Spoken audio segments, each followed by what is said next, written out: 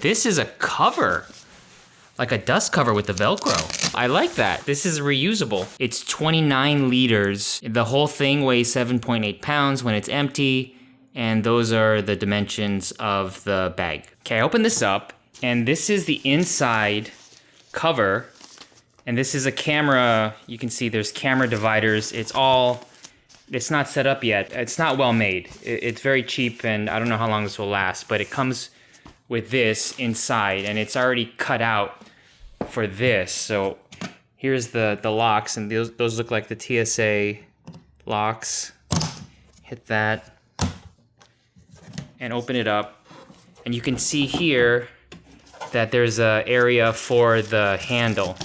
So you can't have the handle up while you open it. So you gotta collapse the handle, then you can open it up.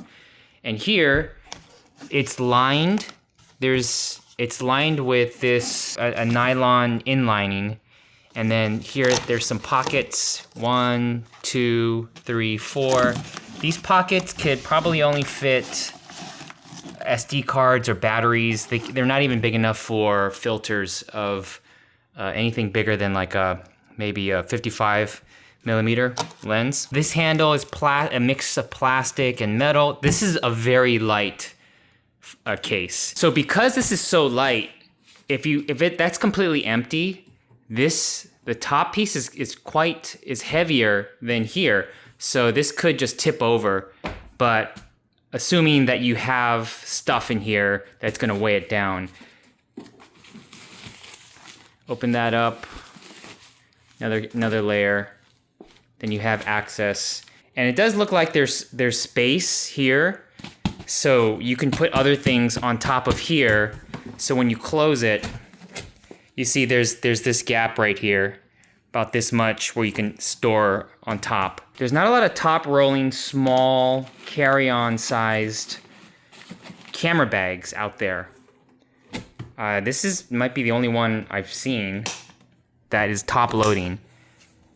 All the other ones you have to flip down and then load from the side. And I was checking on the bottom of the suitcase here, and then these wheels, they're okay. They're not the best, but it looks like they are replaceable.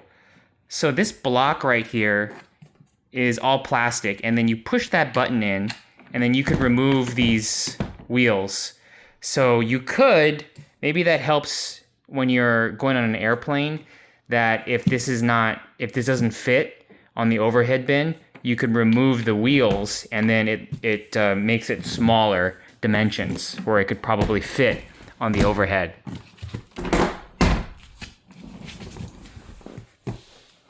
But it rolls nice. I like this design. Well, I'm gonna use it and see how it goes.